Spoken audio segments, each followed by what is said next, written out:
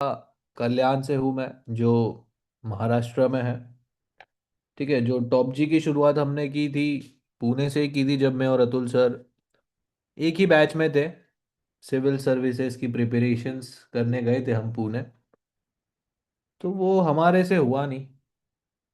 बस थोड़ी बहुत ट्रेडिंग आ रही थी, तब इन्वेस्टिंग वो सब चल रही थी।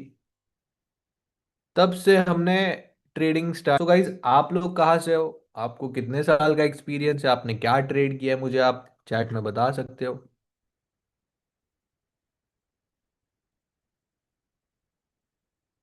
चलो, तब तक मैं स्क्रीन शेयर कर देता हूँ आपको।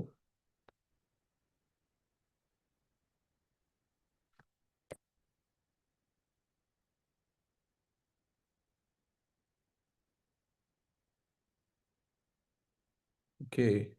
आप लोग कहाँ से हो? पाकिस्तान इन market 4 years, okay, 4 months। Gujarat, Virar. Indian market तो मेरे को खुद याद नहीं कब ट्रेड किया था। Win in 2 years। Okay.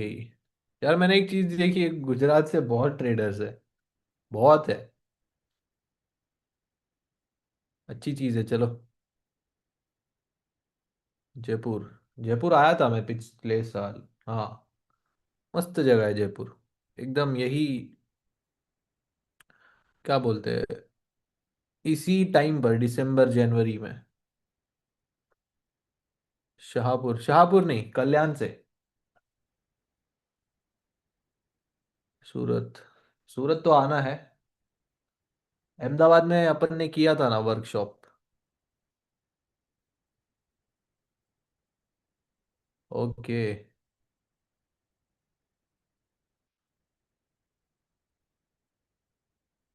Maharashtra से भी बहुत है ट्रेडर्स। वो तो है। अच्छा, कल्याण से है कोई? मुंबई से, मुंबई साइड से है कोई? कल्याण, मुंबई, डोंबिवली, केडीएमसी। ओके, प्रवीण। हरियाणा। अरे, हरियाणा में भी बहुत पैसा है भाई। लोग 1.5 करोड़ का नंबर प्लेट ले रहे हैं। उस पे इंक्वायरी बैठ गई भाई, बंदे पे। सीधा इंक्वायरी बिठा दिया उस पे। ठीक है, चेक करता हूँ मैं। आ गए क्या सभी? ठीक है, और 2 मिनट वेट करते हैं, फिर करते हैं स्टार्ट। बांग्लादेश। चलो, वहां पर तो सारे ब्रोकर्स है वैसे भी। तो गाइज, अभी एक्टिवली ऐसा कौन है जो ट्रेड कर रहा है? और ऐसा कौन है जो एकदम जीरो से स्टार्ट किया है, या कोई ट्रेड नहीं कर रहा? आज अपना स्ट्रैटेजी तो डेंजर है, नो डाउट। बट अभी क्या है ना, दिसंबर भी है। वॉलेटिलिटी भी नहीं रहती, वॉल्यूम नहीं रहता है, प्लस फ्राइडे भी है आज। दैट्स वाई ऐसे बिहेव करता है मार्केट। सही है भाई, भाई का तो टीपी हिट हो गया है। इस कल्याण। कल्याण में नहीं, मुंबई में रखते हैं मीटअप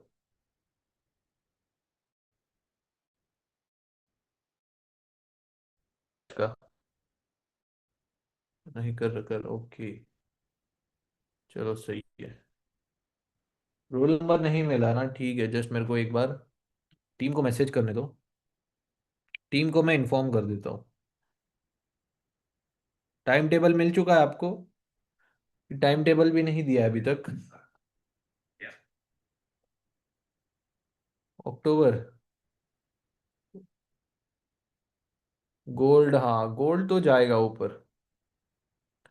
ठीक है, चलेगा तो। आपको मंडे तक मिल जाएगा। ठीक है, रिवाइस, अरे रिवाइस। अच्छा, ठीक है। Done done. ठीक है, चलो फिर करते हैं स्टार्ट। वैसे भी आज बेसिक है, तो जो भी पुराना स्टूडेंट है उसको तो पता है मैं क्या बताने वाला हूँ। संडे को क्लास होगी नहीं, वीकेंड्स को आपको छुट्टी रहती है। सैटरडे संडे क्लास नहीं होगा।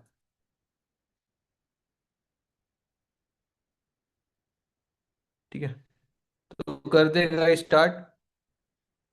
अब कुछ चीज़ें मैं ऐसे ही बताऊंगा जो आपको पता रहेंगी, कुछ चीज़ें ऐसी बताऊंगा जो आपको पता नहीं रहेगी।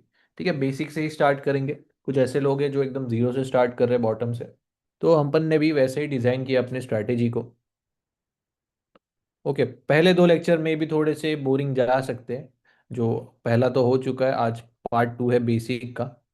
बट जितना अपन इसको अच्छे तरीके से या फन वे में बताने की कोशिश करूंगा मैं आपको। ओके, तो सबसे पहले हम देखेंगे कि कौन कौन से टॉपिक्स आज हम सीखने वाले हैं। तो हम आज टाइप्स ऑफ एनालिसिस सीखेंगे, जिसमें हम देखेंगे टेक्निकल एनालिसिस क्या होता है। देन उसके बाद फंडामेंटल एनालिसिस क्या होता है। हम उसके बाद देखेंगे बेसिक्स ऑफ कैंडलस्टिक, कि एक कैंडलस्टिक एक्चुअल में होती क्या है, उसका काम क्या है, सिग्निफिकेंस क्या है, कैसे प्राइस उस पे प्रिंट होता है, वो सारी चीज़ें। देन हम उसके बाद देखेंगे रिस्क मैनेजमेंट। ठीक है, रिस्क मैनेजमेंट तो आपको थ्रू आउट द लेक्चर्स बताया जाएगा, बट आज हम सिर्फ लॉट साइज पर डिस्कशन करेंगे। ठीक है, कि कैसे लॉट साइज लेना है। और कुछ लोग हैं ऐसे यहाँ पर जो ट्रेड कर रहे हैं लाइव स्ट्रीम्स को देखकर, तो वो एक अच्छी चीज़ है। आप अभी खुद से थोड़ा सा ट्रेडिंग बंद कर दो जब तक स्ट्रैटेजी नहीं हो जाती पूरी सिखाकर। अगर आपको ट्रेड भी करना है तो आप लाइव स्ट्रीम्स पर आकर ट्रेड कर सकते हो। ठीक है, सो उसके लिए मैं अभी लॉट साइज बता देता हूँ आप सभी को। अब गाइज बात करते हैं स्ट्रैटेजी की। ठीक है, अपनी स्ट्रैटेजी नहीं, कोई भी एक स्ट्रैटेजी पकड़ लो, आप प्राइस एक्शन पकड़ो, या आप सिर्फ पैटर्न्स ट्रेड कर रहे हो, ठीक है, या आईसीटी ट्रेड कर रहे हो, किसी भी स्ट्रैटेजी का एक विन रेशियो होता है या एक्यूरेसी होती है, राइट। इसका मतलब है अगर मैं 10 ट्रेड करता हूँ स्ट्रैटेजी के अकॉर्डिंग सारे कंडीशंस फुलफिल करके, तो क्या उसमें से जो मेरा टीपी है या टारगेट है हिट होने वाला है, इसकी प्रोबेबिलिटीज क्या है। ठीक है, तो हर एक स्ट्रैटेजी का मेरे को तो लगता है 7 से 6, इससे ज़्यादा नहीं। ठीक है, ज़्यादा से ज़्यादा 7 8। ठीक है, मतलब 60 to 70 या 70 to 80% विन रेशियो हो सकता है, एक्यूरेसी हो सकती है किसी भी स्ट्रैटेजी की। 10 का 10 ट्रेड किसी का नहीं टीपी हिट होता है या टारगेट नहीं देता है। ठीक है, अनलेस एंड अनटिल वो एक अल्गोरिदम है या बॉट। ठीक है, जिसे हम हाई फ्रीक्वेंसी ट्रेडिंग भी कहते हैं, जो most of the brokers allow नहीं करते, इलीगल माना जाता है। बट अभी बहुत सा उसका भी लूप होल्स आ गया है, तो वो उसके बारे में अपने को पता नहीं। अपन मैन्युअली ट्रेडिंग करते हैं। ठीक है, तो स्ट्रैटेजी की एक्यूरेसी 70 to 80%, बाकी रिमेनिंग 10 to 20% या 30% कहा जाता है। तो लास्ट लेक्चर में आपने एक टर्म या एक स्पेसिफिक ग्रुप के बारे में सुना होगा, जिसका नाम है स्मार्ट मनी या मार्केट मेकर्स। ठीक है, तो मार्केट मेकर्स या स्मार्ट मनी क्या करती है, जो होते हैं आपके इंस्टीट्यूशंस, कमर्शियल बैंक्स या हेज फंड्स, इनके पास देखो गाइस इतना सारा फंड होता है कि मार्केट को ना ये लोग अपने मन चाहे डायरेक्शन में, ठीक है, एकदम शॉर्ट टर्म के लिए, शॉर्ट टर्म का मतलब है 15 मिनट ले लो, आधा घंटा ले लो, 5 मिनट ले लो, इतने वक्त के लिए ये लोग मैनिपुलेट कर सकते हैं। ठीक है, ज़्यादा से ज़्यादा 1 घंटा, इससे ज़्यादा तो नहीं मैंने देखा है मैनिपुलेट होते हुए मार्केट को। जो मैनिपुलेशन आप देखते हो इन शॉर्ट होता है स्टॉप लॉस हंटिंग, कि कहीं से भी अचानक से एक 200 पिप की स्पाइक लग गई, 300 पिप की एक स्पाइक लग गई, अचानक से स्टॉप लॉस हिट होने लग गए, मतलब एक सर्टन प्राइस पॉइंट पर या सर्टन जोन पर। ठीक है, सो वो मार्केट मेकर्स का काम होता है, उनके पास इतने फंड्स होते हैं कि आराम से मैनिपुलेट कर सकते हैं। ओके, तो ये तो सारा टेक्निकल्स का पार्ट हो गया। देन हम दोबारा से एक चीज़ देखेंगे कि टेक्निकल एक्चुअल में होता क्या है। जो भी गाइज आप लोग ट्रेडिंग व्यू ऐप पर देख रहे हो या किसी भी एक चार्ट ऐप पर देख रहे हो, जहाँ पर ये सारी चीज़ें आपको दिखाई जा रही है। ठीक है, अब ये जो सारी चीज़ है ये सिर्फ प्राइस दिखाने का काम करती है, बट उसको आप किस तरीके से देख रहे हो ये आप चूज कर सकते हो। लाइन में देखो, कैंडल्स में देखो, ये सारी चीज़ें। देन ये जो आप टाइम फ्रेम्स देख रहे हो, ये भी टेक्निकल का पार्ट है। ये सारे जो टूल्स है जिससे आप लेवल निकाल सकते हो या लेवल निकालने में ये हेल्प्स करते हैं। तो ये भी टेक्निकल का पार्ट है। तो हम सिर्फ और सिर्फ प्योरली प्राइस एक्शन का मतलब कि आप कोई भी टाइम फ्रेम सिलेक्ट करो। ठीक है, टाइम फ्रेम चाहे कोई भी हो कैंडल का, कैसे प्राइस प्रिंट हो रहा है। अब देखो, प्राइस कुछ भी प्रिंट होने दो, वो कितने बजे या कौन से टाइम पर कितने मिनट की कैंडल आप सिलेक्ट कर रहे हो, वही सेम प्राइस दिखाने वाला है। आप चाहे 4 आवर की सिलेक्ट करो या 1 मिनट की सिलेक्ट करो, जहां पर प्राइस प्रिंट होता है वो वही दिखाने वाला है, ना ऊपर दिखाएगा ना नीचे दिखाएगा। टाइम फ्रेम आप चाहे जो भी चूज कर लो। ठीक है, तो इसके बेसिस पर ही हम लेवल्स ड्रॉ करते हैं, जो आपका रहेगा। एक सेकेंड।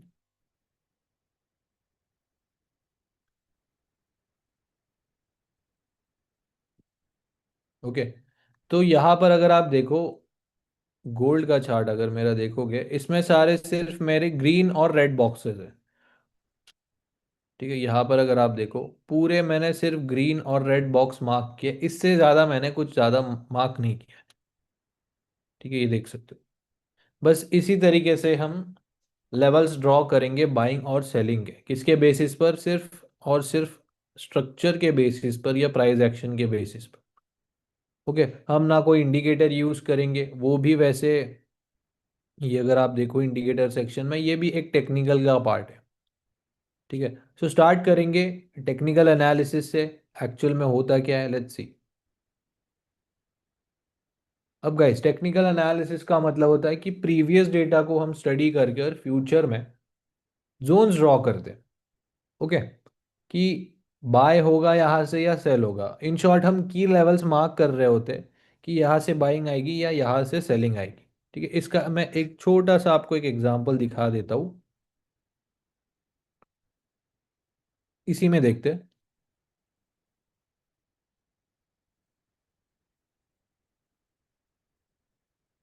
ठीक है, अब मैं थोड़ा सा रिप्ले यूज करके आपको दिखा दूँ। अब देखो गाइज, ये सिर्फ मैं आपको एक बेसिक लेवल का एक की पॉइंट्स कैसे मार्क करना या प्राइस पॉइंट कैसे मार्क करना ये बता रहा हूँ। और वैसे ये स्ट्रैटेजी का पार्ट भी नहीं है, तो बस टेक्निकल एनालिसिस कैसे होता है, जस्ट मैं आपको ये एक चीज़ समझा रहा हूँ। ठीक है, अब मैं क्या मार्क कर रहा हूँ, जहाँ से प्राइस सेल हुआ है या जहाँ से प्राइस बाय हुआ है, वो एक मैं की एरिया मार्क कर रहा हूँ। ठीक है, सो ये जो मैं लाइंस ड्रॉ करूँगा, आपको ऑटोमेटिकली क्लिक होएगा कि यहाँ पर क्या हो रहा है। 1 2 3 4 5। ठीक है, इन लेवल्स को मैंने 1 2 3 4 5 नाम दे दिया है, इसको एक और ऐड कर देते हैं। अब देखो गाइस, ये एक ऐसे लेवल्स है, ठीक है, ये कोई बाय और सेल लेवल नहीं है, दोनों बाय सेल लेवल ही है। बट ये की एरियाज है। अगर प्राइस इस की लेवल के ऊपर रहेगी तो यहाँ से आपको बाइंग देखने को मिल सकती है, नीचे रहेगी तो सेलिंग आपको देखने को मिल सकती है। ठीक है, चलो देखते हैं। अब प्राइस इस एरिया पर है लेवल 4 के आसपास। तो अगर लेवल 4 को प्राइस कुछ सपोर्ट ले लेता है, यहाँ से आपको बाइंग देखने मिल सकती है। अगर ये नीचे चला जाता है ब्रेक करके, तो यहाँ से हमें रिटेस्ट पर दोबारा सेलिंग देखने को मिल सकती है। ठीक है, तो ये हमने कुछ लेवल्स ड्रॉ किए। ठीक है, सो यहाँ पर प्राइस ने सपोर्ट लिया और यहाँ से बाइंग देखने को मिली। अब अगर आप देखो लेवल 2 पर, यहाँ पर हमें सेलिंग देखने मिली है, यहाँ से सेलिंग देखने मिली है, यहाँ से सेलिंग देखने मिली है। तो यहाँ पर भी अगर कंफर्मेशन मिलता है तो यहाँ से आप सेलिंग कर सकते हो। ठीक है, थोड़ा बहुत रिएक्शन दिया मार्केट ने दोबारा से ऊपर। ठीक है, और अगर आप देखो, पीछे जाकर देखोगे, तो जब मार्केट ने लेवल 2 को क्रॉस किया है, यहाँ से हमें बाइंग देखने को मिली है। ठीक है, सो यहाँ से भी हमें बाइंग देखने मिली। और जो लेवल 1 था, एक बार मार्केट यहाँ से सेल हुआ था, तो नेक्स्ट टाइम भी यहाँ से सेलिंग आ सकती है। ठीक है, सेलिंग आई, दोबारा लेवल 2 पर आया और लेवल 2 से यहाँ पर दोबारा बाइंग। ठीक है, इस तरीके से ये जस्ट मैंने की लेवल्स मार्क किए, बाकी कुछ नहीं किया है, ना मैंने कोई स्ट्रैटेजी यूज़ की है, ना कुछ। बस मैंने देखा बाइंग और सेलिंग कहाँ से आ रही है। ओके, तो ये एक टेक्निकल एनालिसिस का पार्ट हो गया कि प्रीवियस डेटा को हम स्टडी कर कर फ्यूचर में जोन्स ड्रॉ करेंगे। अब हम बात करते हैं इंडिकेटर्स की, कि इंडिकेटर्स का क्या हमारे स्ट्रैटेजी में या किसी भी स्ट्रैटेजी में कोई काम है या नहीं। ठीक है, इंडिकेटर्स का भी लोग स्ट्रैटेजी बनाते हैं, बट मेरे को तो नहीं समझ आता वो चीज़। इंडिकेटर्स का काम क्या होता है इसकी, आपको इंडिकेशन दे कि मार्केट बाय होगा या सेल होगा। ठीक है, जो भी आप चार्ट ओपन करो। ठीक है, अब मैंने चार्ट ओपन किया, अब मुझे प्राइस ने बताना चाहिए, ये इंडिकेटर ने इंडिकेशन देना चाहिए यहाँ पर बाइंग आएगी या सेलिंग आएगी।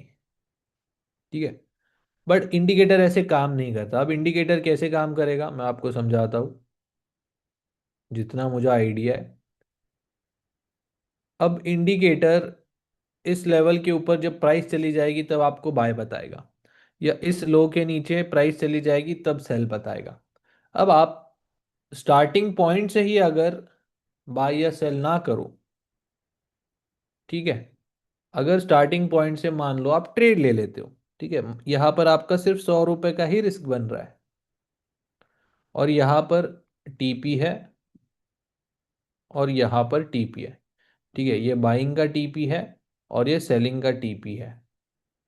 अगर आप यहाँ पर ट्रेड करोगे तो 100 रुपए का ही रिस्क होगा, बट अगर आप इस लेवल पर ट्रेड करोगे तो आपका 200 से 300 रुपया रिस्क हो सकता है। ठीक है, और आपका टीपी तो पास में ही या नज़दीक ही है, तो इसका मतलब ये हुआ मैं 200 300 रुपए का रिस्क लेकर सिर्फ 50 या 100 रुपए बनाने की कोशिश कर रहा हूँ। ठीक है, अगर मैं 100 रुपए का रिस्क यही ले लेता, या मुझे कोई स्ट्रैटेजी का कंफर्मेशन होता या कोई और कंफर्मेशन होता, तो यही से मैं रिस्क लेकर 100 रुपए का यहाँ पर मेरा 300 रुपया या 400 रुपये प्रॉफिट बन जाता, या यहाँ पर 300 400 का प्रॉफिट बन जाता। ठीक है, सो इस तरीके से हमें ट्रेड करना होता है। प्राइस आधा मूव देने के बाद हमें कोई ट्रेड नहीं करना है। ठीक है, तो इन शॉर्ट मैं बताने की कोशिश ये कर रहा हूँ कि कम पैसा लगाकर हमें ज़्यादा पैसा बनाना है, यही एक किसी भी स्ट्रैटेजी का पार्ट होना चाहिए। ऐसा नहीं आप 500 रुपया रिस्क कर रहे हो 100 रुपया बनाने के लिए। ठीक है, तो ये नेगेटिव आर आर है, मतलब आप रिस्क ज़्यादा ले रहे हो रिवॉर्ड कम ले रहे हो। ठीक है, सो यहीं पर बात आ जाती है रिस्क टू रिवॉर्ड रेशियो की। अगर मान लो मैं 100 रुपया लगाता हूँ और 100 रुपया बना रहा हूँ, तो 1:1 का रिस्क टू रिवॉर्ड रेशियो। अगर मैं 100 रुपये बनाकर 200 बना रहा हूँ, तो ये एक का डबल या 1:2। ठीक है, 100 का 300 बनाया, 1:3। ठीक है, फिर इसको आप कंटिन्यू कर सकते हो, जितना आप लगा रहे हो उसका 2x 3x 4x 5x जो भी बन रहा है, वो 1:, आपका एक्स अमाउंट ऑफ प्रॉफिट। ठीक है,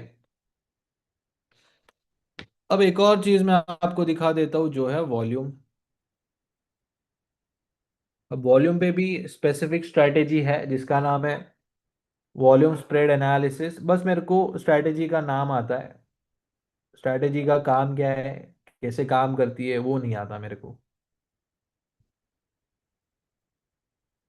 अब वॉल्यूम के बारे में भी आपको थोड़ा सा मैं समझा देता हूँ। अब गाइज वॉल्यूम, ये जो आप देख रहे हो ना नीचे, जो बार्स आ रहे हैं या कैंडल्स आ रहे हैं, इसको हम कहते हैं टिक वॉल्यूम।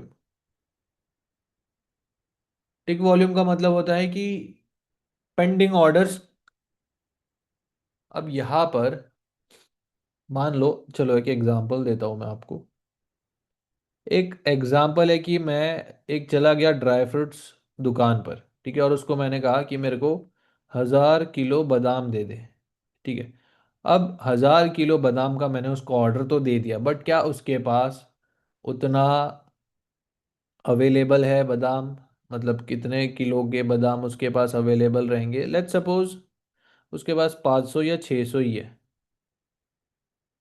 ठीक है, तो यहाँ पर टिक वॉल्यूम का कैसे रहेगा कि यहाँ पर आपको पता चलेगा कि कितने ऑर्डर्स लगे हैं। मान लो यहाँ पर 10,000 ऑर्डर्स लगे हैं, ठीक है, यहाँ पर मैंने 10,000, सॉरी, 1,000 किलो का ऑर्डर तो दे दिया, बट उसके पास कितने अवेलेबल है कितने नहीं है ये तो मुझे नहीं पता होगा ना। सेम, रिटेल ट्रेडर्स को, किसी को भी नहीं पता होता है कि इन 10,000 पेंडिंग ऑर्डर्स में से कितने एक्चुअल ऑर्डर्स एग्जीक्यूट हुए या पंच हुए। ठीक है, वो तो मूव आने के बाद ही समझेगा। ओके, सो वॉल्यूम चाहे ज़्यादा आने दो या कम आने दो, हमें मूव कैसे आएगा ये पता चलेगा, वो तो पूरा प्रिंट होने के बाद ही पता चलेगा, राइट। एक चीज़ मैं आपको बताना रह गया कि हाँ, अब जैसे यहाँ पर 10,000 के ऑर्डर्स आए, राइट। अब 10,000 में से 10,000 ऑर्डर फिल हुए तो मूव आएगा, राइट, मतलब वॉलेटिलिटी आएगी मार्केट में, इस तरीके से ऊपर या नीचे जो भी अपसाइड या डाउनसाइड मूव रहेगा वो। अब 10,000 में से 10,000 फिल हुए मतलब बहुत पैसा आया, और 10,000 ऑर्डर्स लगे हैं, और 10,000 में से सिर्फ 2,000 या 3,000 ऑर्डर फिल हुए, मतलब इस पूरे बार के स्ट्रेंथ का सिर्फ 20% अगर ऑर्डर फिल हुआ, तो क्या उतना मूव हम एक्सपेक्ट कर सकते हैं मार्केट से? बिल्कुल भी नहीं। तो जितना पैसा आएगा मार्केट में उतना ज़्यादा मूव भी आएगा, ये एक लॉजिकल चीज़ है। तो सेम है, ऑर्डर्स जितने ज़्यादा फील होंगे उतना ज़्यादा अच्छा मूव आएगा। तो यहाँ पर कितना आएगा कितना जाएगा ये हमें नहीं पता होगा। सो यहाँ पर आप देखो सबसे हाईएस्ट वॉल्यूम इस ग्रीन कैंडल में लगा है, ठीक है, 15 मिनट में इस पूरे चार्ट में। और उसके पहले एक रेड कैंडल बनी है, ठीक है, सेकेंड हाईएस्ट वॉल्यूम कैंडल है। अब इनका मैं आपको डिफरेंस बताता हूँ। इस रेड कैंडल में 10,000 ऑर्डर आए, 10 के 10,000 ऑर्डर फील हुए, इसलिए इसमें एक अच्छा बड़ा सेलिंग का मूव आया। बट नेक्स्ट ग्रीन कैंडल अगर आप देखो, उस ग्रीन कैंडल में 10,000 ऑर्डर आए, बट 10,000 में से सिर्फ 7,000 या 5,000 ही फील हुए। तो देख सकते हो कितना छोटा मूव है उसमें, उस पर्टिकुलर कैंडल में। ठीक है, तो ये होता है वॉल्यूम, इसमें हम ज़्यादा भरोसा नहीं रख सकते कितना मूव आएगा, कितने ऑर्डर फील हुए, उसके हिसाब से तो हम ट्रेड नहीं कर पाएंगे। Okay, so in short technical analysis क्या है? प्रीवियस डेटा को स्टडी करके फ्यूचर में हम जोन्स ड्रॉ करेंगे। अब बात करते हैं फंडामेंटल की।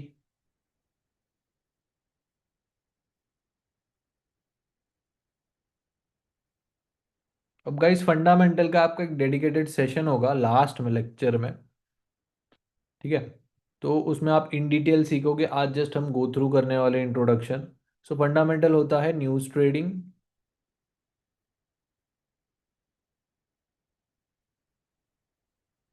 न्यूज़ ट्रेडिंग से मेरा मतलब है कि मार्केट में एक स्पेसिफिक न्यूज़ आती है, वैसे तीन मेजर न्यूज़ है जो हर एक मंथ के स्टार्टिंग फर्स्ट या सेकेंड वीक में आएगी। ठीक है, कौन कौन सी तीन मेजर न्यूज़ है? सबसे पहले तो रहेगी एफओएमसी, सेकेंड रहेगी एनएफपी, तीसरी रहेगी सीपीआई। ओके, ये तो न्यूज़ की बात हो गई। अब ऐसे कौन कौन से फैक्टर्स है जो करेंसी को अफेक्ट करते हैं हम वो देखेंगे, क्योंकि ये न्यूज़ भी करेंसी को अफेक्ट करेगी डायरेक्टली। ऐसे और फैक्टर्स है इनडायरेक्टली जो करेंसी को अफेक्ट करते हैं। देखो, ट्रेडिंग में वैसे जीडीपी तो कंसिडर होता है, बट इतना उसका जो न्यूज़ होता है अफेक्ट नहीं करता है करेंसी को। ठीक है, और आपके जियो पॉलिटिकल जो रिलेशन है अदर कंट्रीज़ के साथ या आपके नेबरिंग कंट्रीज़ के साथ, जो भी आस पड़ोस के देश है, वो भी अफेक्ट करता है। लेट्स सपोज कुछ पैंडमिक आ गया,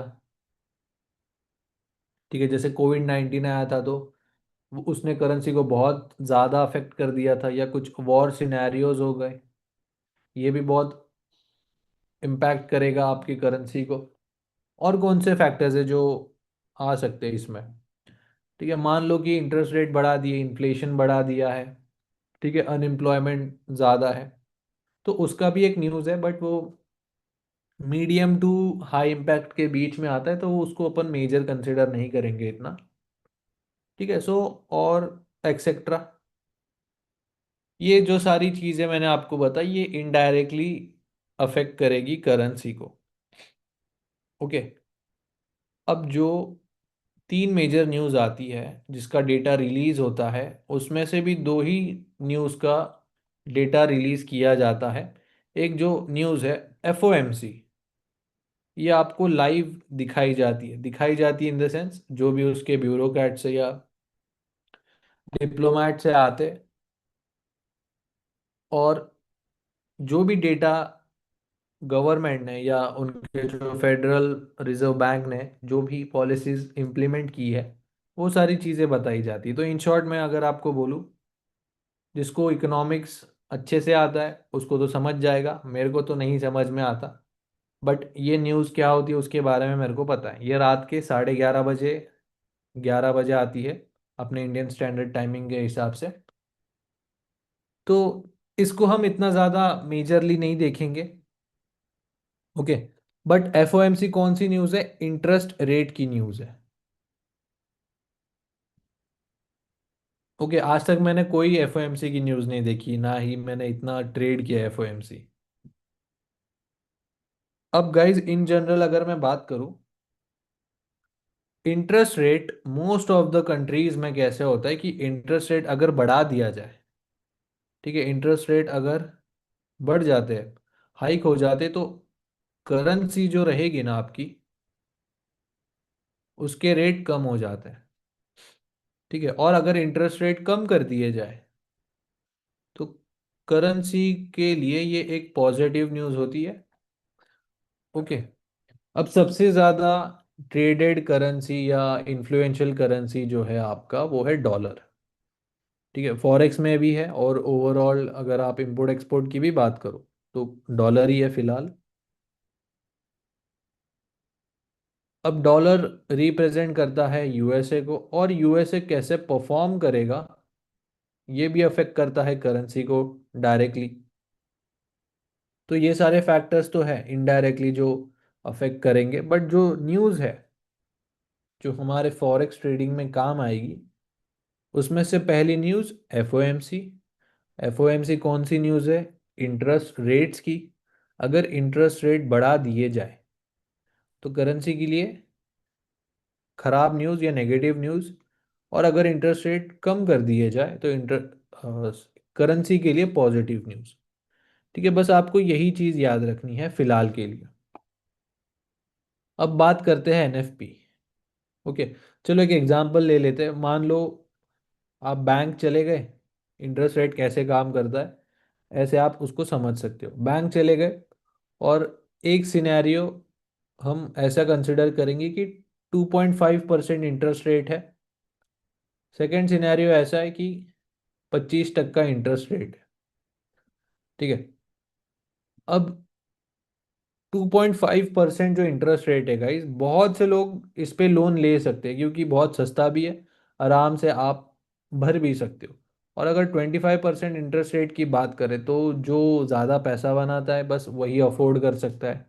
ठीक है, किसी को अगर कुछ बिजनेस करना है, किसी को कुछ लोन चाहिए, किसी को मेडिकल इमरजेंसी है, तो फायदेमंद जो रहेगा वो कम इंटरेस्ट वाला है। और ज़्यादा इंटरेस्ट वाला तो कोई अफोर्ड कर ही नहीं पाएगा, तो वो लोन भी नहीं लेगा या क्रेडिट भी नहीं लेगा। ठीक है, ये ऐसा है कि इंडिया में ज़्यादा टैक्स और बाहर कम टैक्स, वैसे सेम ही पड़ता है अगर मैं कहूँ आपको तो।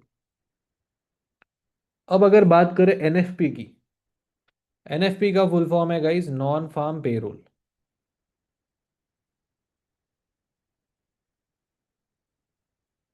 ठीक है, नॉन फार्म पेरोल तो आपको इसका फुल फॉर्म मैंने बता दिया, बट वेबसाइट पर ही आपको नॉन फार्म एम्प्लॉयमेंट चेंज। ठीक है, एम्प्लॉयमेंट चेंज का मतलब क्या होता है कि लोगों को जॉब मिला है या लोगों का जॉब चला गया है। ठीक है, एनएफपी इसी का न्यूज़ है। तो फार्मिंग सेक्टर्स को हटाकर जो भी गवर्नमेंट एंड प्राइवेट सेक्टर्स है, क्या ये दो सेक्टर्स लोगों को जॉब ऑफर कर रहा है या जॉब ऑफर नहीं कर रहा है? ठीक है, सीधा सीधा एम्प्लॉयमेंट जनरेशन हो रहा है या नहीं? ठीक है, ये जॉब वैकेंसीज है या नहीं? ठीक है, इन शॉर्ट लोगों को रोजगार मिल रहा है या नहीं, ये इसी का डेटा है। अगर इंडिया में एनएफपी की न्यूज़ हो तो ये हमेशा नेगेटिव ही आएगी, मेरे को तो ऐसा ही लगता है। ठीक है, तो इसका अफेक्ट करेंसी से कैसे है, मतलब मैं आपको बताता हूँ कि अगर किसी भी देश में अगर हम बात करें, वहाँ पर अनएम्प्लॉयमेंट ज़्यादा है, मतलब देश में बेरोजगारी ज़्यादा है, पैसा नहीं आ रहा, तो लाइफस्टाइल भी खराब, ओवरऑल करेंसी के लिए और कंट्री के लिए भी वो नेगेटिव न्यूज़ रहेगी। और अगर देश में रोजगार है, ठीक है, बहुत सारे लोग जॉब पर जा रहे हैं, दो लोग पैसा बना रहे, गाड़ी ले रहे, लाइफस्टाइल ले रहे, डेवलपमेंट हो रहा है, करेंसी भी स्ट्रांग हो रही है, तो ओवरऑल ये एक पॉजिटिव न्यूज़ है। ठीक है, सो एनएफपी का डेटा अगर ज़्यादा आता है तो वो पॉजिटिव न्यूज़, कम आता है तो नेगेटिव न्यूज़। ओके, सीपीआई की अगर बात करें, सीपीआई का फुल फॉर्म है कंज्यूमर प्राइस इंडेक्स। अब अगर आप मुझे एफओएमसी का फुल फॉर्म पूछोगे तो मेरे को सही में बोलूँ तो नहीं पता है। ठीक है, वो मैं आपको इंटरनेट से बता सकता हूँ। ठीक है, 4 साल हो चुके हैं मेरे को ट्रेड करके, बट अब तक मेरे को एफओएमसी का फुल फॉर्म नहीं पता है गाइस। ठीक है, बट वो पता है मेरे को कि इंटरेस्ट रेट्स का न्यूज़ बताया जाता है इसमें। ओके, बस आपको इतना भी आ जाए बहुत हो गया, आपको ज़्यादा इन डिटेल जाने की ज़रूरत नहीं है, ना इकोनॉमिकल टर्म सीखने की ज़्यादा ज़रूरत है। बस आपको मैं अगर कहूँ कि बस नंबर रीड करने आने चाहिए आपको, उसका भी एग्जांपल देता हूँ। Consumer price index, consumer price index मतलब हम जैसे रिटेलर्स या जो सिटीजन्स है किसी भी कंट्री के, ये उनके लिए डेटा होता है बेसिकली, जिसमें आपका जो डे टू डे लाइफ में यूज़ होने वाली चीज़ है, गुड्स है या सर्विसेज है, जो भी आप यूज़ करते हो, क्या इनका प्राइस बढ़ा दिया है सरकार ने या सरकार ने इसका प्राइस कम कर दिया गया है, ये इसी का डेटा है। अब अगर मैं आपको एग्जांपल दूं, लेट सपोज आप लोग जनवरी महीने में सरकार ने रेट्स बढ़ा दिए।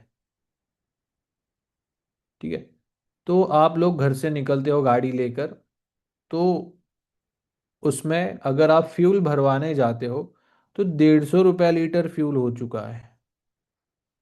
ठीक है, ये कौन सा केस है जिसमें प्राइस बढ़ा दिए, रेट्स बढ़ा दिए, 150 रुपया लीटर फ्यूल हो गया। ठीक है, देन आप गाड़ी में फ्यूल भरवा के डीमार्ट चले गए।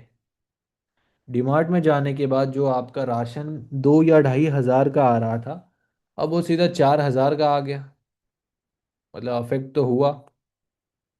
ठीक है, डीमार्ट से निकल के फिर आप लोग इलेक्ट्रिसिटी बिल भरने चले गए, जो आपका 500 रुपया लाइट बिल आ रहा था वो अब 800 रुपया लाइट बिल आ रहा है।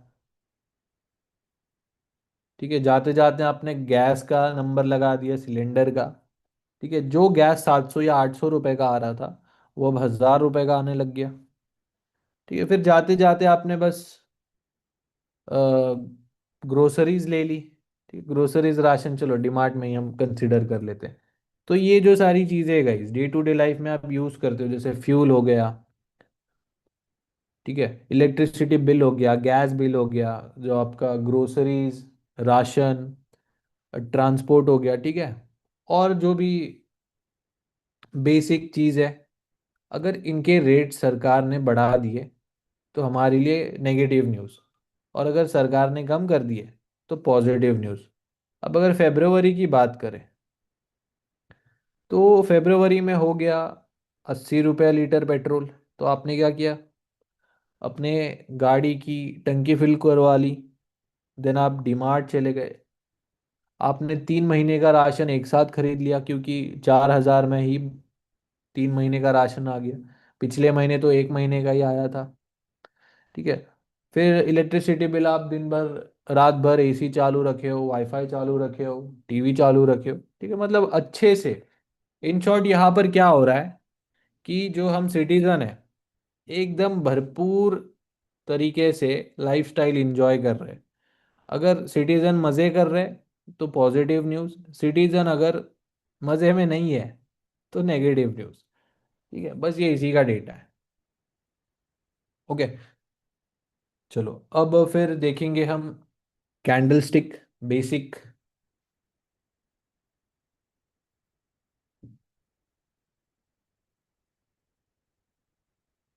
थोड़ा सा ड्रॉ करके दिखा देता हूँ मैं आपको।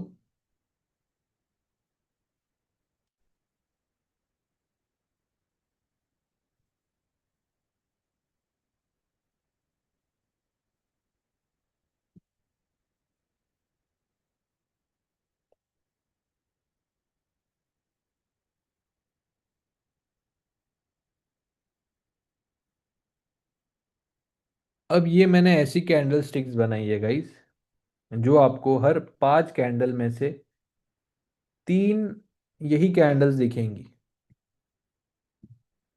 ठीक है, बहुत बेसिक सी कैंडल स्टिक्स बनाई है मैंने। ठीक है, ये सारी मैंने फिल्टर आउट करके बताइए, ये आपके नॉर्मल कैंडल्स में भी आता है, प्लस ये आपके कंफर्मेशन कैंडल्स में भी आता है। ओके, बुलिश कैंडल या ग्रीन कैंडल, बेयरिश कैंडल या रेड कैंडल। ठीक है, पहले हम बेसिक समझेंगे होता क्या है। अब गाइज ये जो मैंने कैंडल मार्क की है, ये जो आप ब्लैक कलर की लाइन देख रहे हो पतली सी, इसको हम कहते हैं विक। ठीक है, विक क्या रिप्रेजेंट करती है किसी भी कैंडल का एक हाई और लो पॉइंट। ठीक है, हाईएस्ट और लोवेस्ट पॉइंट, हाई हमेशा ऊपर रहेगा, लो हमेशा नीचे रहेगा। ठीक है, ये तो फिक्स है। देन इसके बाद ओपन और क्लोज देखेंगे। अब जो गाइस ग्रीन कैंडल है या बुलिश कैंडल है, जो बुल होता है मतलब जो सांड है, वो अपना सिंग नीचे से ऊपर की तरफ मारता है। ठीक है, तो वैसे ही ग्रीन कैंडल का ओपन बॉटम से लेकर टॉप पर रहेगा। ठीक है, नीचे से ऊपर लेके इसकी क्लोजिंग रहेगी ग्रीन कैंडल की या बुलिश कैंडल की।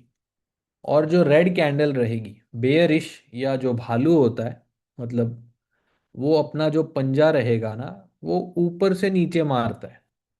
तो सेम रेड कैंडल का ओपन ऊपर से नीचे की तरफ क्लोजिंग। ठीक है, टॉप से लेके बॉटम तक रेड कैंडल ओपन क्लोज होती है। और ये रहेगा हाईएस्ट पॉइंट विक, और लोवेस्ट पॉइंट जो विक ही रिप्रेजेंट करेगा।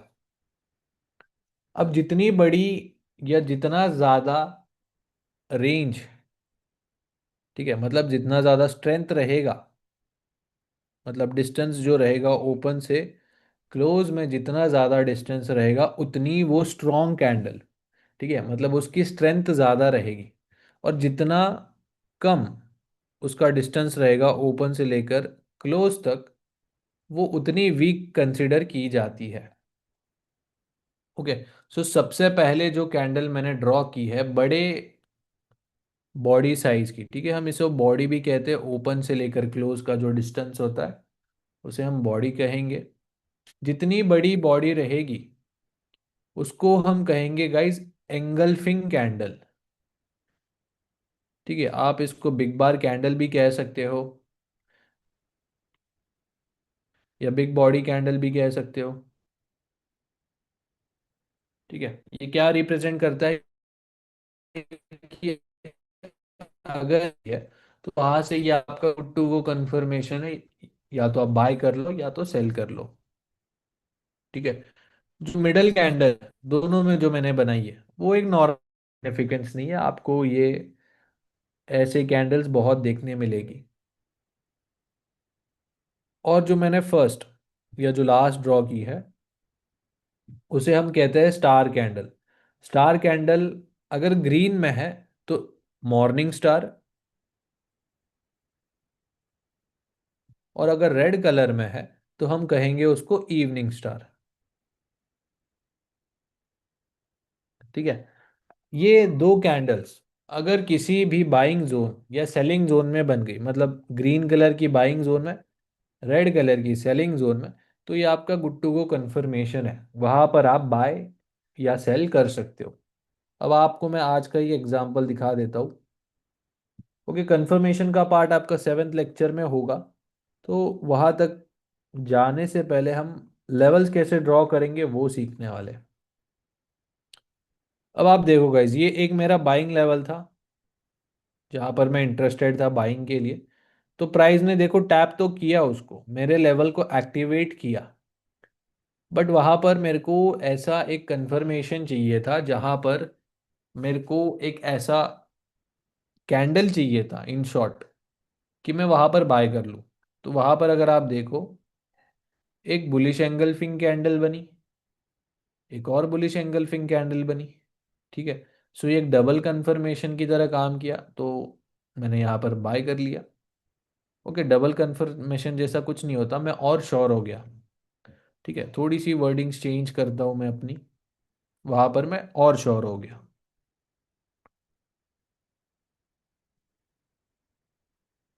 ओके, तो इस तरीके से आप लोग बाय या सेल कर सकते हो, कंफर्मेशन।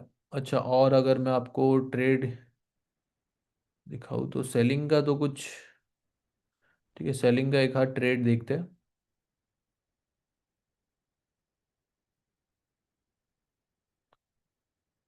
ठीक है, यहाँ पर है शायद।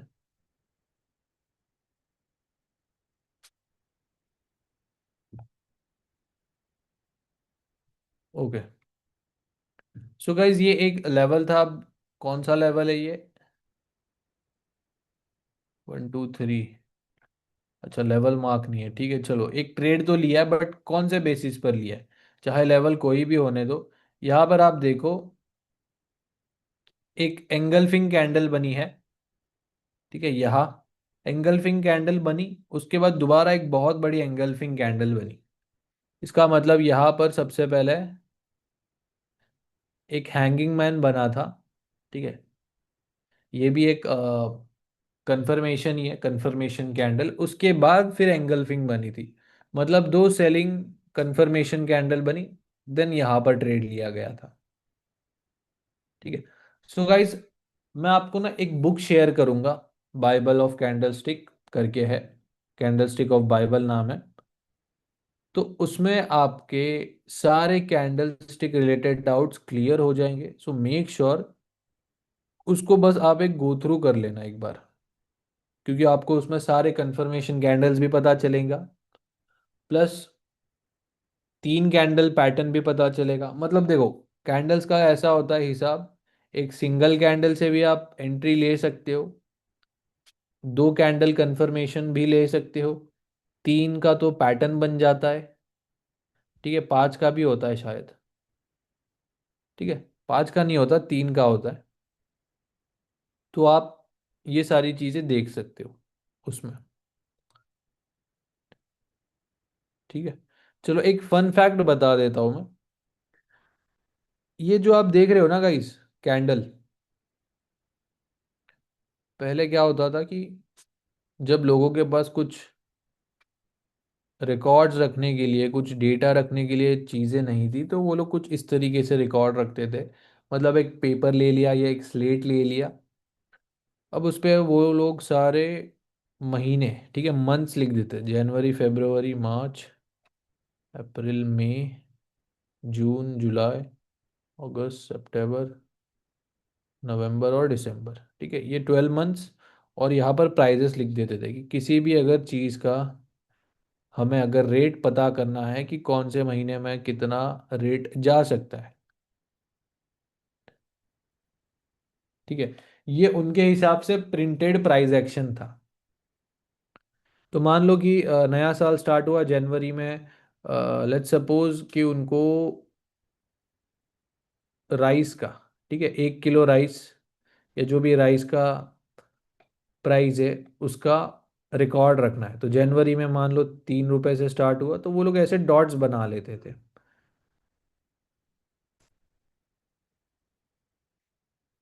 ये पता नहीं मैंने मार्क क्यों किया है, लिखा क्यों है। ठीक है, तो ये इस तरीके से मान लो मैंने सिर्फ रैंडमली कर रहा हूँ यहाँ पर।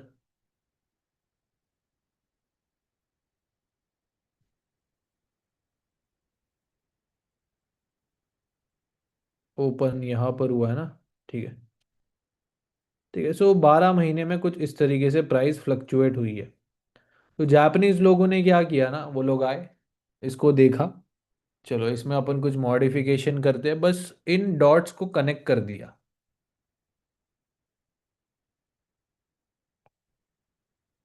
ठीक है, और हमें कहा कि भाई ये लो, आप लोगों को हमने टेक्निकल एनालिसिस दे दिया या लाइन चार्ट दे दी, अब आप मज़े करो।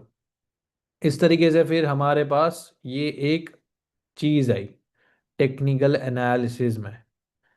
ओके, यहाँ पर आप देखो ये ओपन प्राइस है, ये लो प्राइस है, ये हाईएस्ट प्राइस है, और दिसंबर में जब क्लोजिंग या मंथ या फाइनेंशियल फाइनेंशियल नहीं, ईयर एंड होता है, ये क्लोजिंग।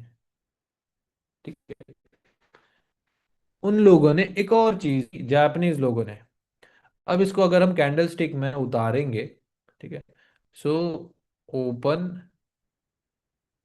एक, दो, तीन, चार, पाँच, छ, सात, आठ, ठीक है, दो पर ओपन हुआ है, लो लगा हुआ है एक पर, क्लोजिंग आती है लेट्स सपोज छ पर।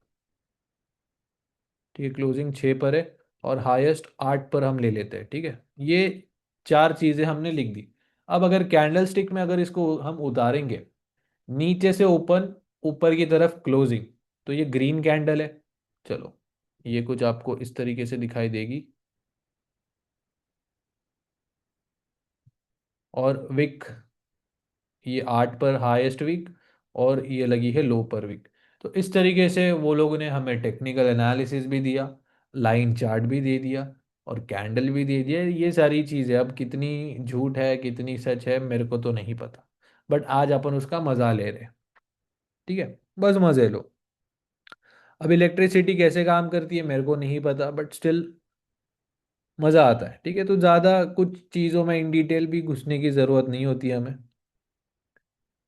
ओके, अच्छा गाइज, यहाँ तक क्लियर है सभी को? जरा मेरे को चैट में बता दो, अगर किसी को डाउट है तो पूछ सकता है मेरे को चैट में।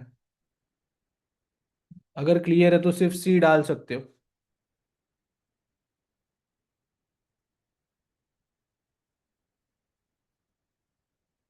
ओके, एंगल्फिंग कैंडल, देखो एंगल्फिंग कैंडल मतलब नॉर्मल साइज से 2x या 3x टाइम्स बड़ी होती है कैंडल। यहाँ पर अगर आप देखो बड़ी बड़ी कैंडल्स, ये देखो ये सारी एंगल्फिंग कैंडल है।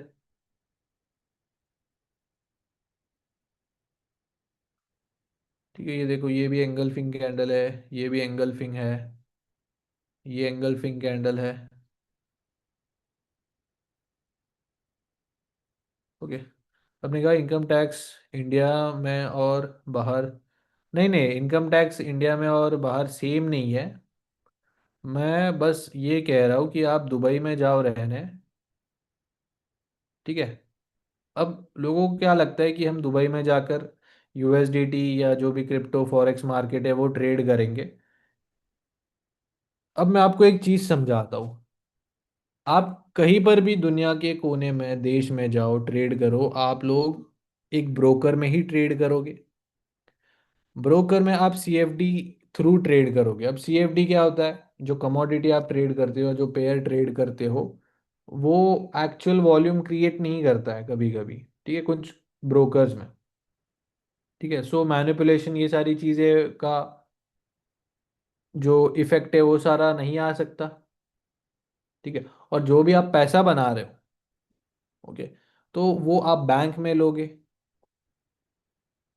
ठीक है, आप लोग डायरेक्टली कुछ फॉरेन ट्रांजैक्शन वगैरह तो कर नहीं रहे हो, आप बैंक में पैसा लोगे, तो वो आईएनआर में ही आएगा, या जो भी करंट कंट्री में हो आप उस करेंसी में आएगा। और जिस पर्टिकुलर इनकम का जो टैक्स स्लैब है उस ब्रैकेट में आते हो तो आपको उतना पैसा देना पड़ेगा। ठीक है, इंडिया में अगर आप 20, 15, 20 लाख से ज़्यादा कमाते हो तो 30% के ऊपर आपको टैक्स देना पड़ता है। और अगर आप दुबई में भी रहते हो, ठीक है, दुबई में महंगाई ज़्यादा है। तो जो आप लोग 30% इंडिया में रहकर सरकार को टैक्स दे रहे हो, मान लो आपने 1 करोड़ कमाए, 30 लाख सरकार को दे दिए। ठीक है, वही सेम चीज़ अगर आप दुबई में रहकर कमाते हो 1 करोड़, तो 30 लाख तो नहीं, बट मैं कहूँगा 20 से 25 लाख आपका दुबई में रहने का खर्चा चला गया। ठीक है, इंडिया में लाइफस्टाइल अच्छी नहीं है, फैसिलिटीज अच्छी नहीं है, चलो आप दुबई चले जाओ। बस लाइफस्टाइल का फर्क आएगा, बाकी टैक्स वगैरह का फर्क नहीं आता है गाइस। मैं आपको अभी बता रहा हूँ, मैं खुद इंडिया में रहता हूँ, मैं अभी तक दुबई नहीं गया हूँ। ठीक है, बस यही एक चीज़ है। बाकी आपको लाइफस्टाइल चाहिए, लग्जरी, ये वो, घड़ी लेनी है, गाड़ी लेनी है, प्रॉपर्टी बनानी है, वो आप बाहर कर सकते हो। बट एक चीज़ याद रखो, आपको दुबई में भी प्रॉपर्टी लेनी है यूएसडीटी थ्रू जो भी है, आपको उसको सोर्स दिखाना पड़ेगा कि भाई मैंने इसको फॉरेक्स से कमाया है, ये प्रूफ लो, अप्रूव हो जाएगा। और अगर हवाला वगैरह किया है तो उनको अभी तो सरकार मांग रहा है, सीधा अकाउंट फ्रीज कर रहा है। ठीक है, नोटिस भी चली गई है कि भाई टैक्स भरो नहीं तो असेट फ्रीज हो जाएगा। ओके, ये सारी चीज़ है। चलो, अब बात करते हैं रिस्क मैनेजमेंट की। तो रिस्क मैनेजमेंट के ऊपर भी मैं थोड़ा सा आपको एक वेबसाइट के बारे में बताऊंगा। मस्त वेबसाइट है जहाँ पर आप लॉट साइज कैलकुलेट कर सकते हो। अब गाइज मैं आपको एक चीज़ बताता हूँ, जिनके पास कम कैपिटल है उनको मैं डीमोटिवेट तो नहीं कर रहा हूँ, बट कम कैपिटल से भी स्टार्ट कर रहे हो ना आप, तो आपको एक डिसिप्लिन बिल्ड करना है। अब अगर मैं आपको एक सिनेरियो बताऊं जिसमें ए और बी है, दोनों को मैंने कहा कि भाई मेरे को $100 का प्रॉफिट बना के दो। एक को मैंने दिया $1000, बी को मैंने दिया $10,000। अब अगर रिस्क फैक्टर की भी बात करें परसेंटेज में, तो $1000 पर $100 बनाने के लिए एटलीस्ट उसको 10% रिस्क लेना पड़ेगा, जो होता है $100। और वही से $10,000 वाले account को 1% रिस्क लेना पड़ेगा, जो होता है $100। तो यहाँ पर एक चीज समझ में आती है हमें कि आप चाहे छोटे अकाउंट से स्टार्ट करोगे तो आपको ज़्यादा रिस्क करना पड़ेगा, और अगर आप ज़्यादा अकाउंट या बड़े अकाउंट स्टार्ट करोगे तो अगर आप रिस्क भी लेते हो तो भी आप पैसा बना लेते हो एकदम पीसफुली।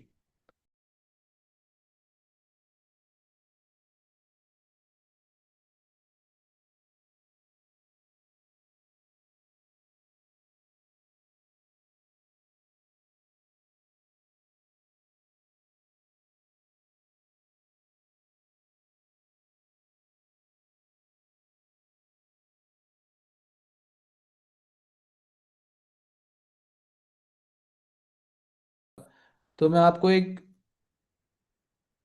सही सही बात बताता हूँ, जिसका भी अकाउंट 5,000 के नीचे, ठीक है, ये एक मैं बहुत, क्या बोल सकते हैं, अमाउंट बता रहा हूँ जिसपे आप लोग 5,000 के नीचे हो तो आपको कम से कम 5 से 10% के बीच में रिस्क करना है।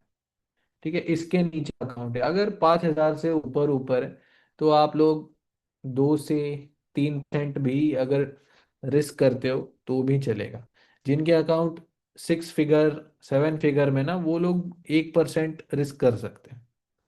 तो ना ही हम 100 पर 1% रिस्क कर सकते हैं, ना ही 1000 पर, अगर आपको सही में ग्रो करना है अकाउंट और विड्रॉवल्स भी अगर लेने हैं।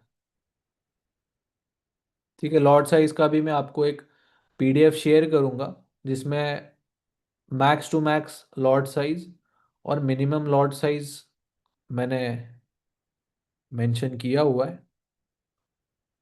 अब रिस्क मैनेजमेंट में गाइज पहले तो कैपिटल ही आ जाता है। कैपिटल आपका चाहे जो भी हो।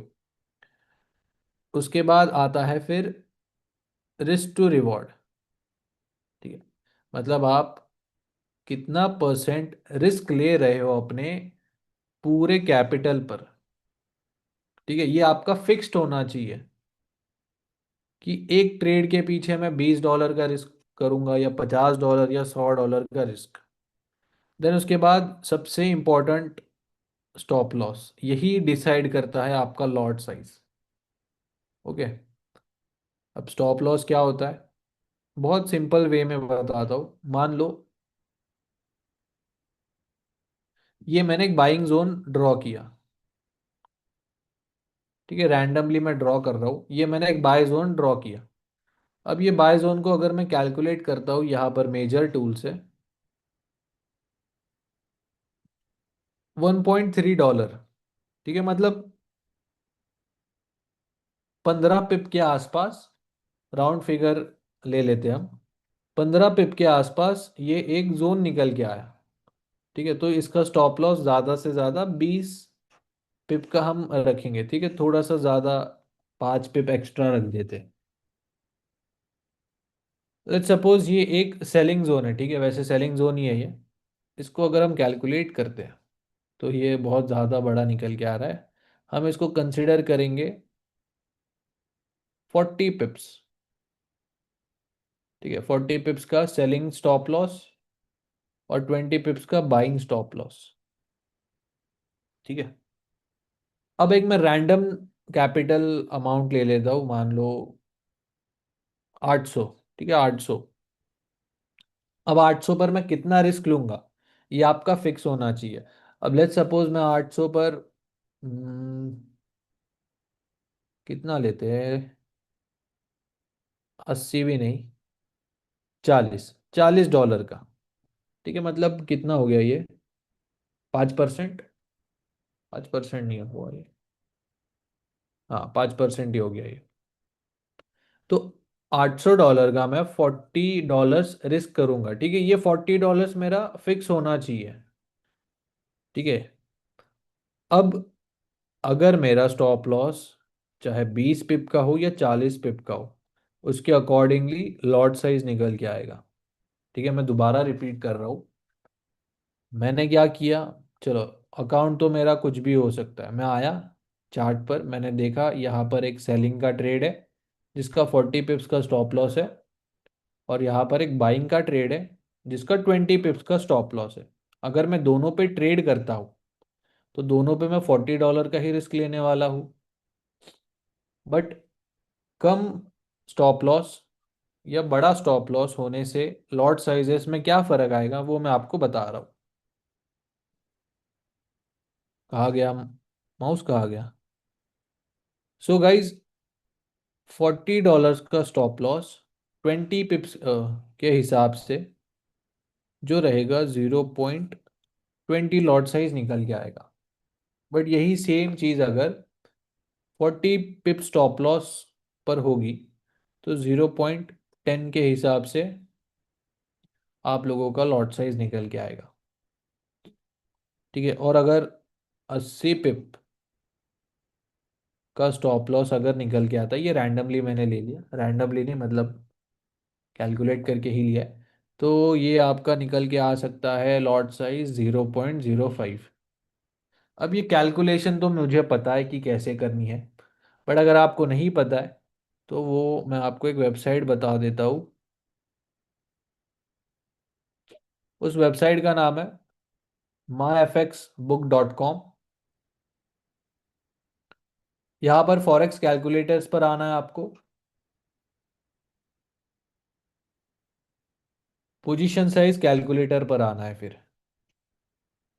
ठीक है, और जो भी पेयर में आप ट्रेड करने वाले हो ये सारे पेयर्स दिए गए, उसको जस्ट सिलेक्ट करो। ठीक है, सिलेक्ट करने के बाद बस आपको तीन चीज़ें फिलअप करनी है। पहले तो आपका अकाउंट साइज, अभी 800 लिया था, अभी हम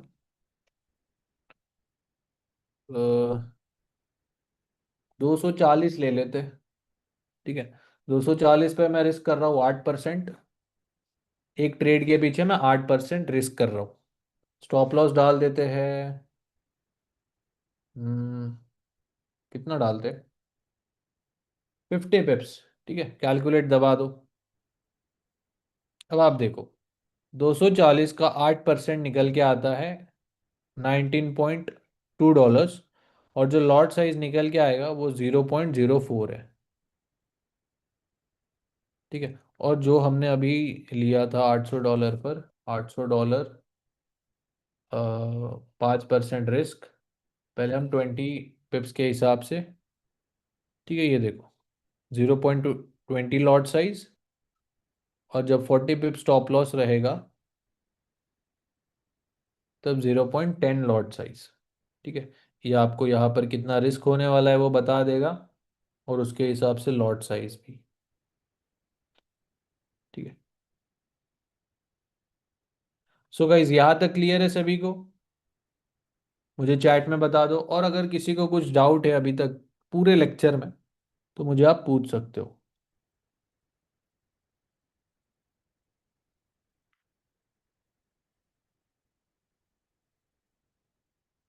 क्लियर है, चलो, बहुत बढ़िया। वैसे आज बेसिक्स ही था। नेक्स्ट लेक्चर में आप स्टार्ट हो जाएगा आपका फाउंडेशन पूरा। बीटीसी सेम ही है, उसमें दिया गया है सब।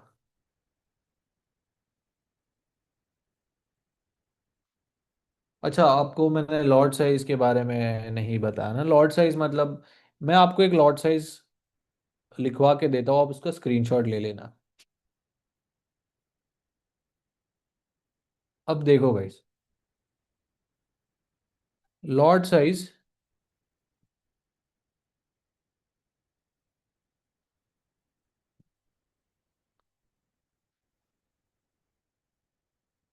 मैं आपको रेंज देता हूँ। ठीक है, मिनिमम और मैक्सिमम रेंज। अगर आपका अकाउंट $100 से $250 के बीच में है, तो आपने लॉट साइज यूज़ करना है 0.02 से लेकर 0.03 तक। ठीक है, जब 150 200 क्रॉस करेगा तो 0.3 लेना स्टार्ट कर सकते हो। 250 से 500 के बीच में आपको लेना है 0.03 से 0.05।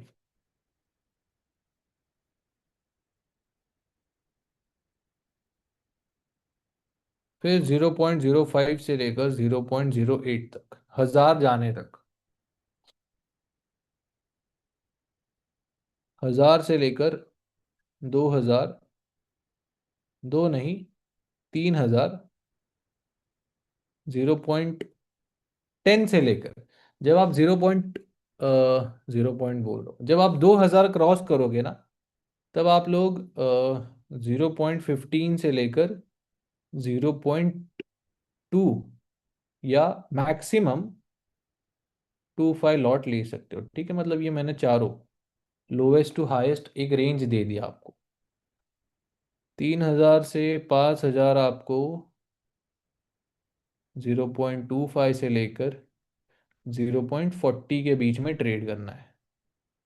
5000 से लेकर 10,000 तक 0.40 से लेकर 0.70 के बीच में ही ट्रेड करना है। अब ये जो मैंने लॉट साइज दिया है आपको गाइस, अगर आप इन रो 10 स्टॉप लॉस भी खाते हो, ठीक है, 20 पिप के हो, 30 पिप के हो, 40 पिप के हो, फिर भी आपके अकाउंट का 60 से 70% से ज़्यादा लॉस नहीं होगा।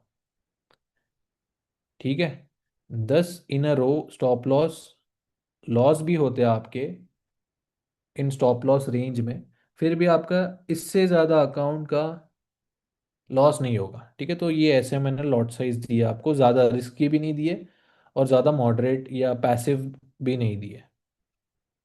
अब बात करते हैं फंडेड अकाउंट वालों के लिए। ठीक है, 10,000 से 20,000, फिर आप लोग 1 से 1.5 का लॉट साइज यूज़ करो।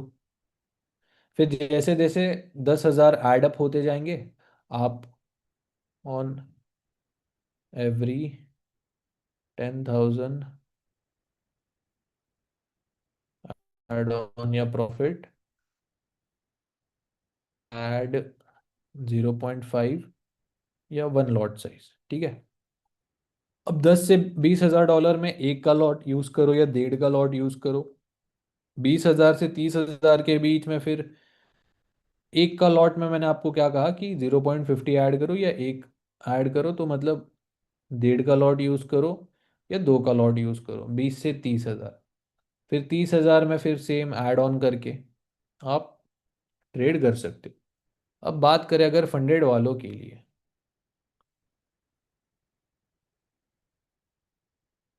देखो भाई फंडेड का कैसा होता है, मैं आपको हिसाब बता देता हूँ। मिनिमम होता है 5,000 डॉलर का, मैक्सिमम 1 लाख डॉलर या 2 लाख डॉलर का। तो जो भी आप लोग यूज़ करते हो उसका बस आप 10% ही कैपिटल यूज़ कर सकते हो, मतलब 10% ही अकाउंट का आप लोग लॉस कर सकते हो, राइट। तो हम ऐसे कंसिडर क्यों नहीं कर सकते कि जो 5,000 डॉलर का अकाउंट है या 1 लाख डॉलर का अकाउंट है, इसका 10% 500 हुआ, इसका 10% 10,000 हुआ। तो बस हम 500 या 10,000 डॉलर ही ट्रेड कर रहे हैं। तो क्या हम 5,000 के हिसाब से अगर लॉट साइज लेते हैं फंडेड अकाउंट में, तो क्या वो एक या दो, दो से ज़्यादा मेरे को तो नहीं लगता स्टॉप लॉस सरवाइव कर पाएगा। ठीक है, तो हमें ट्रेड लेना है 500 के हिसाब से।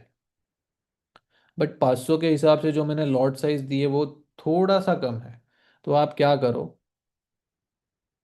0.05 ऐड करो, मतलब थोड़ा सा 4-5 से बढ़ा सकते हो, ठीक है।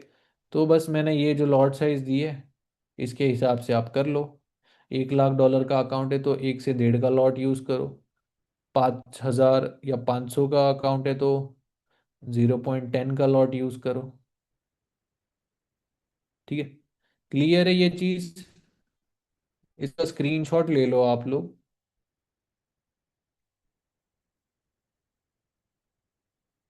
मेरे को चैट में बता दो, और अगर कुछ डाउट है तो पूछ सकते हो। वैसे एफटीएमओ फिर से आ गया इंडिया में, देखते नेक्स्ट लेक्चर में मैं आपको थोड़ा सा बता दूंगा, थोड़ी सी जानकारी लेकर। Okay done. सो गाइज आज का लेक्चर हमारा था यही तक। तो अभी मैं टोटल आपको 3 पीडीएफ्स शेयर करूंगा, ठीक है। पहली है बाइबल स्टिक, दूसरी है अपने क्लास की सेकंड लेक्चर की, तीसरी रहेगी लॉर्ड साइजेस पर, ठीक है। तो नेक्स्ट लेक्चर आपका सीधा अब होगा मंडे को होगा अतुल सर का लेक्चर।